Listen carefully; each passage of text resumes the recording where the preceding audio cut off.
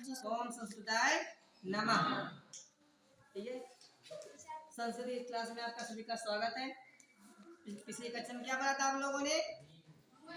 पिछली कक्षा में हमने क्या पढ़ाया था? दीर्घ संधि के अंतर्गत ह्रस्व आ और दीर्घ आ के उदाहरण। कौन से? ह्रस्व आ और दीर्घ आ के उदाहरण। आज हम पढ़ेंगे ह्रस्व ई और दीर्घ ई के उदाहरण, यानी कि ई वाले उदाहरण कैसे बनाएंगे आप? कैसे? ई वाले है, हालांकि संस्कृत में एक ई से काम चल जाता है ना, लेकिन आवश्यकता अनुसार हम बड़ी ई का भी प्रयोग कर लेते हैं। ठीक है, तो आज के इस अध्याय में किसके उदाहरण है? छोटी ई और बड़ी ई के उदाहरण। छोटी ई और बड़ी ई के उदाहरण।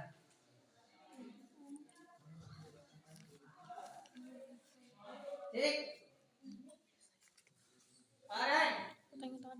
यानी कौन सा दिए बताइए? दीर्घ कौन सा दिए? दीर्घ संधि में है, और दीर्घ संधि में कौन से पढ़ रहे हैं? छोटी ई और बड़ी ई के उदाहरण। यानी यहाँ पर आप कैसे संधि करेंगे? कैसे शब्द आएगा, यानी विच्छेद में कैसे आएगा? जैसे कि मान लो आपने दिया है कि गिरिधर ईशा। कैसा? गिरिधर ईशा। अब देखिए यानी प्रथम पद का अंतिम वर्ण क्या होगा? छोटी ई या बड़ी? प्रथम पद का अंतिम वर्ण क्या होगा? छोटी ई या बड़ी। और द्वितीय पद का प्रथम वर्ण क्या होगा? छोटी ई या बड़ी। तब वहां पर दीर्घ संधि हो जाएगी। ठीक है, यानी अगर आप उस परिभाषा में उसकी दीर्घ संधि की वो दिया है कि ह्रस्व या दीर्घ, है ना, ह्रस्व या दीर्घ आ ई उ री ली के बाद पुनः ह्रस्व या दीर्घ आ ई उ री ली आए तब दोनों मिलाकर के, यानी पूर्व और पर दोनों मिलाकर के दीर्घ एकादेश हो जाता है। यानी ई के बाद ई और उ के बाद उ और आ के बाद आ, चाहे छोटा हो या बड़ा, उससे हमारा मतलब नहीं है। तो देखिए, आप मैं आज बता रहा हूँ आपको ह्रस्व आ और दीर्घ आ के उदाहरण। जैसे देखिए किताब में दिया है, एक दिया उदाहरण क्षितिधर ईशा। कौन सा है? क्षिति। संस्कृत वाले नोट करेंगे और हिंदी वाले में नोट करेंगे क्षितिधर ईशा। अच्छा, इसका देखिए एक सूत्र है कैसा, देखिए यहाँ पर कि हल्की ई और हल्की ई बराबर क्या बनेगा? बड़ी बनेगा। एक समझ गए? बड़ी ई और हल्की ई यानी छोटी यानी ह्रस्व ई बराबर क्या बनेगा? बड़ी बना रहे है ना। और उसके बाद क्या है? अब देख लो यहाँ पर, ठीक है। अब हल्की ई यानी ह्रस्व ई धन दीर्घ, ह्रस्व ई धन दीर्घ ई बराबर क्या बनेगा? बड़ी ई यानी दीर्घ ई और दीर्घ ई और धन दीर्घ ई बराबर, यानी आप ये देख लीजिए, चाहे आप हल्की ई मिलाए और बड़ी ई मिलाए तभी दीर्घ ई बनेगा, चाहे दोनों दीर्घ ई आ जाए तब भी आपका क्या बनेगा? दीर्घ ई बनेगा। चाहे आप दीर्घ ई धन हल्की ई आ जाए तब भी आपका ई बनेगा। कौन सी? दीर्घ वाली। और हल्की ई और हल्की ह्रस्व ई और धन ह्रस्व ई बराबर दीर्घ ई। ठीक है, ये मान लो कि ये क्या है? प्रथम पद का अंतिम वर्ण है, मान लो। ठीक है, ये मान लो प्रथम पद का अंतिम वर्ण है और ये मान लो क्या? द्वितीय पद का प्रथम वर्ण है। समझ गए?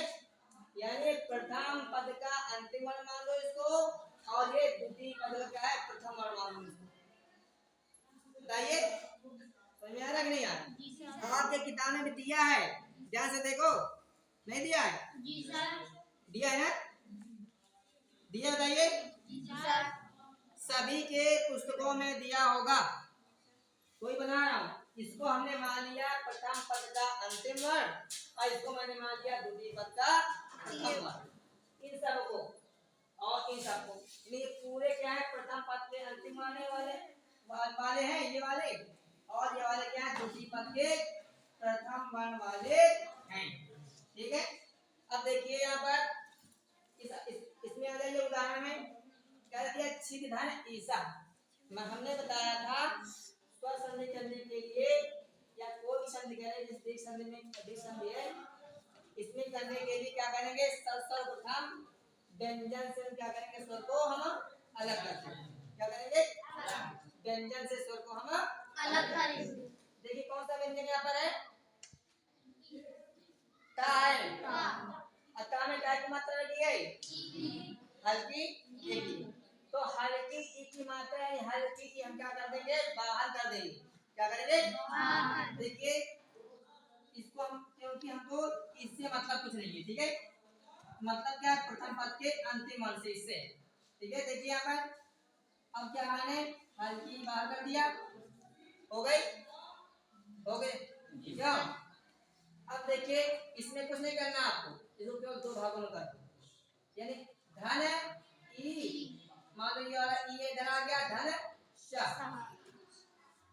अब देखिए ये प्रथम है, प्रथम पद है और ये द्वितीय पद है, ये प्रथम पद है और ये द्वितीय पद है, और प्रथम पद का अंतिम वर्ण कौन सा है, ई, हल्की ई, यानी हरस ई, और द्वितीय पद का प्रथम वर्ण कौन सा है, बड़ी। अब देखिए हरस ई धन दे गई, देखिए हरस ई धन दे गई, मिलकर क्या बना, बड़ी।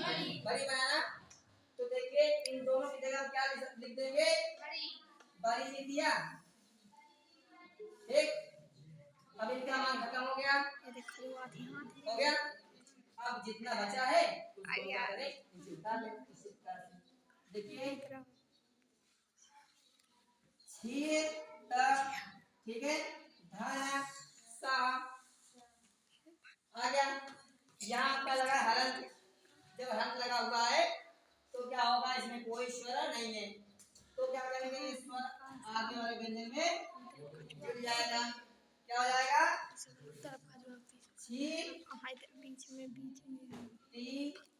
क्या बनेगा, बताइए, बन गया कि नहीं बन गया, कोई दिक्कत है क्या, क्या बना, समझ में आया, क्यों उमाशंकर, अरे क्या है तुम्हारा, समझ में नहीं आया, तुम्हारे पीछे क्या है, तुम्हारा नीरज, समझ में आ रहा है, पीछे अंश समझ में आ रहा है, कर लो इसको, जल्दी लिख लो, कर। अगला उदाहरण देखिए, आगे उसमें क्या दिया है, दिया है काविधन इंद्र। क्या दिया है, काविधन इंद्र, हिंदी किताब देखिए क्या दिया है, काविधन इंद्र, काविधन इंद्र क्या है, ऐसी है, बड़ी है, देखिए काविधन इंद्र। अब देखिए संधि करने के लिए सर्वप्रथम व्यंजन से स्वर को हम अलग कर देंगे। क्या करेंगे, व्यंजन से हम स्वर को हम अलग कर देंगे। ठीक है, तो इसमें कौन सी मात्रा बताइए, छोटी की मैंने मात्रा अलग कर दिया। देखिए इसमें आ गया हलन, और क्या हमने छोटी की मात्रा में बाहर कर दिया। ठीक, अब क्या करें, इसको दो भागों में तोड़ दो, धन ई, धन उसके बाद न और द्र। ठीक हुआ। अब देखिए हल्की यानी हरस ई धन हरस ई, इधर क्या लिखा हुआ, हरस ई धन हरस ई बराबर क्या बताइए, बड़ी। हरस ई धन हरस ई बराबर बड़ी, तेज बोलो, बड़ी। हाँ, बड़ी कर दिए, इन दोनों में क्या आएगा, इन दोनों की जगह में बड़ी ई आ गया, और इनका मान खत्म हो गया। अब बाकी जो शेष बचा हम निकाल लेंगे।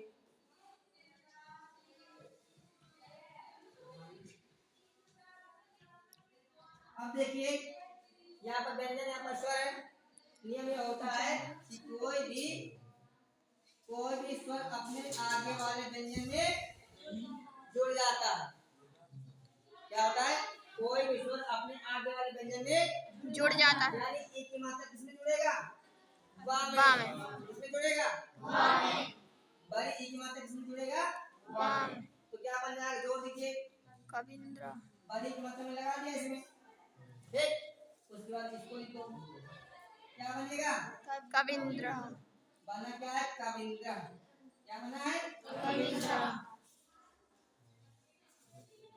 बताइए, समझ में आ रहा है? जी सर। नोट कर रही हो? क्या? हाँ। याद आते बताओ। नोट कर रही है? कहाँ मार पाऊँ? कर पास जाओ। एक और तरीका तुम्हारा लिखते नहीं है, तुम्हारे और पांच कॉपी दूसरी की कॉपी तुम्हारे पास नहीं है, कोई बात नहीं है। बाहर से बात करती हो, मैं इतना गला फाड़ के चिल्ला रहा हूँ, इनको समझ नहीं आ रहा। उनके काफी नहीं, इनके पास नहीं है।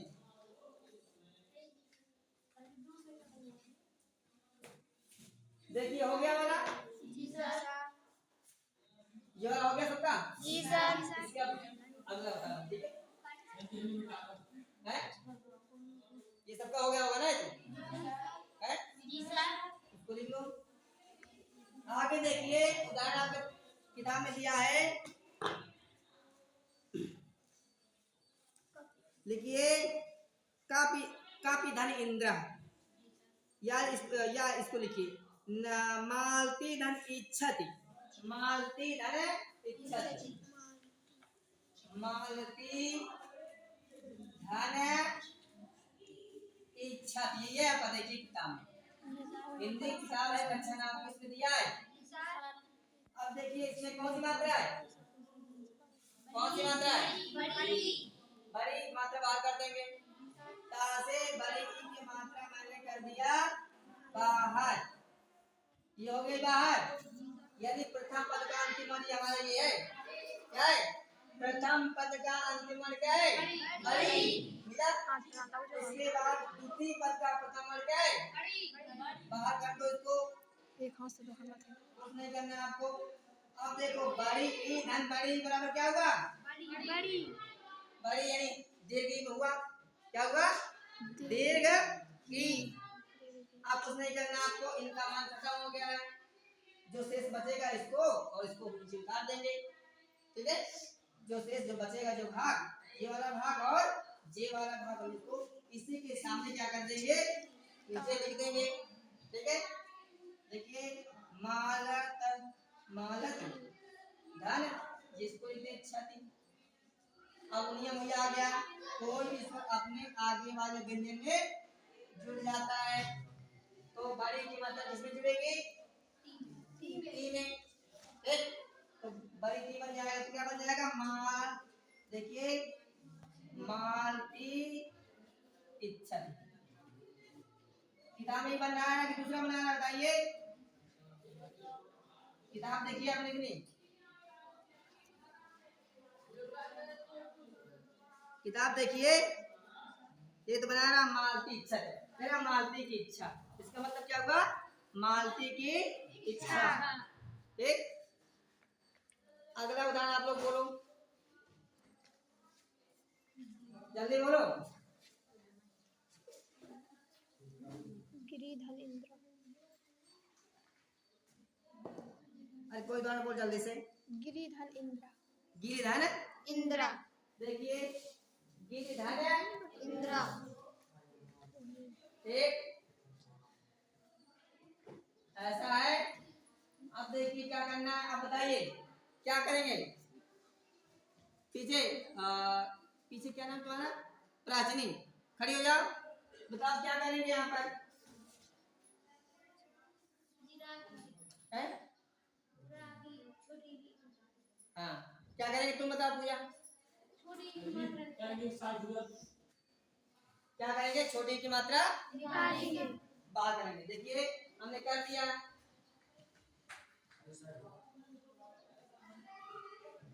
ठीक कर दिया। उसके बाद इसको दो भाग में तोड़ दो, धन, उसके बाद न और द्र। अब देखिए छोटी धन छोटी बराबर क्या हुआ, बड़ी। हरस ई धन हरस ई बराबर बड़ी। दीर्घ ई। अब क्यों हो रहा है, उच्चारण स्थान की समानता के आधार पर हो रहा है। ठीक है, बैठ जाओ। तो इन दोनों विधि में क्या कर लेंगे, दीर्घ ई, इनका मान खत्म। ठीक, अब देखिए इसको शेष लिख देंगे, दीर्घ धन, ये वाला न और द्र, इसमें लगा हलंत है, इसका मतलब क्या है, मुख्य व्यंजन है। ये वाला स्वर इसमें जुड़ जाएगा, जुड़ेगा क्यों, साहिब समझ में आ रहा है। तो क्या हो जाएगा, बड़ी की मात्रा इसमें हो जाएगी, बड़ी की मात्रा हमने देखो ये चढ़ा दिया। ठीक है, और इसको काट दो, क्या बना, गिरीन्द्र, अर्थात गिर को धारण करने वाले इंद्र, यानी कौन कौन थे, वही इंद्र थे। आपको अभी बताइए कितने लोग कर लेंगे, हाथ खड़े रख। ठीक, पीछे अंश कर लोगे। और नारायण दास, अरे नारायण दास बताओ, हैं हैं पीछे तुम्हारा नीरज नाम है, कर लोगे। और धीरज तुम कर लोगे। ठीक, कोशिश करिए। चलिए एक उदाहरण बता दे रहा हूँ, जो तुम्हारी मर्जी उदाहरण बोलिए, जो आपका जो मर्जी आपकी हो उस उदाहरण को बोलिए। कपि धन इंद्र। बोलिए, कपि इंद्र। कपि धन इंद्र। कपि धन इंद्र। कभी कभी है, कपि। कपि। बंदर वाला। ठीक है, काफी ध्यान यही वाला है, जी सर। इंद्रा। ठीक, अब का से क्या करेंगे, पा से क्या करेंगे, क्या करें बताइए, ई की मात्रा। ई की मात्रा बाहर कर दिया हमने। उसके बाद इसको दो भागों में कर देंगे, कर दिया, ना उतरा बाहर कर दो। ठीक, अब छोटी यानी हल्की धन हल्की बराबर, यानी हरस ई बराबर, यानी हरस ई धन हरस ई बराबर दीर्घ ई, कौन सी, हरस ई धन हरस ई बराबर दीर्घ ई, इनका मान खत्म। ठीक, अब जो शेष बचेगा इसको हम लिख देंगे, कप कप कप बनी चाय पीने वाली कप है, चाय जो कर चाय पीना है, क्यों मारती, हाँ सही बैठ करके मजा मजा आता है। यहाँ कहते हो तो लिखो, तो कह रहे काफी भूले आए घर से। क्या देखिए स्वर है, व्यंजन है, ये स्वर इसमें जुड़ जाएगा, पा में बड़ी की मात्रा आ जाएगी, क्या हो जाएगा, कपिंद्र, क्या हो जाएगा, कपिंद्र। हाँ ठीक, क्या हो जाएगा, कपिंद्र। अच्छा ईमानदार से बताइए, हाथ उठाइए, किसको किसको नहीं आ रहा, बताइए ईमानदारी से बताइए, किसको किसको नहीं आ पाएगा, हैं? हाँ करिए, ऐसा करना बेटा, तुम घर से प्रयास करके आना, जैसे मैं बताया आप उसी प्रयास करोगे तो मेरा 100% विश्वास है। मोबाइल से कौन नहीं लिखेगा, देखो एक मोबाइल का ज्ञान अधूरा ज्ञान, और मोबाइल का ज्ञान खत्म हो जाएगा, लेकिन आप जैसे आप कुछ नहीं करना, आपको स्टेप बाय स्टेप करना है। स्टेप बाय स्टेप करेंगे तो आपका कुछ नहीं करना, आपको अपने आप ही आता चला जाएगा। क्या करना है, लिखा हमने विच्छेद कर दिया, विच्छेद में दो बार इससे मतलब क्या करेंगे, इस व्यंजन स्वर को अलग कर दिया हमने, अलग किया इसको स्वर को, है ना, और इसको दो भागों में तोड़ दिया, दोनों मिला के बड़ी ई बन गया, नीचे ई बन गया, इन दोनों का मान खत्म हो गया। ठीक है, उसके बाद जितना शेष बचा था इसको मैंने नीचे लिख दिया। अब आपके देखो ये मात्रा आ जाए, मात्रा पर आगे बढ़ेगी, ये मात्रा यहाँ पर जुड़ जाती है, वही बन गया। उसी प्रकार से इसमें भी है। ठीक है, ठीक है। आज मैंने क्या पढ़ाया आपको? दीर्घ संधि के अंतर्गत, ठीक है, ह्रस्व ई और दीर्घ ई के उदाहरण। कौन सा बताया मैंने? दीर्घ संधि के अंतर्गत ह्रस्व ई और दीर्घ संधि के उदाहरण। आशा करता हूँ कि आप जो शेष वर्ग होगा ना, शेष कार्य आप लोग घर से करके ले आइएगा। और अगले चैप्टर में, अगली क्लास में हम ऊ वाले उदाहरण पढ़ेंगे। कौन से? ऊ वाले, ह्रस्व ऊ और दीर्घ ऊ वाले। तो आज जो है ये क्लास समापन ही करते हैं। ठीक है, जय हिंद, जय भारत।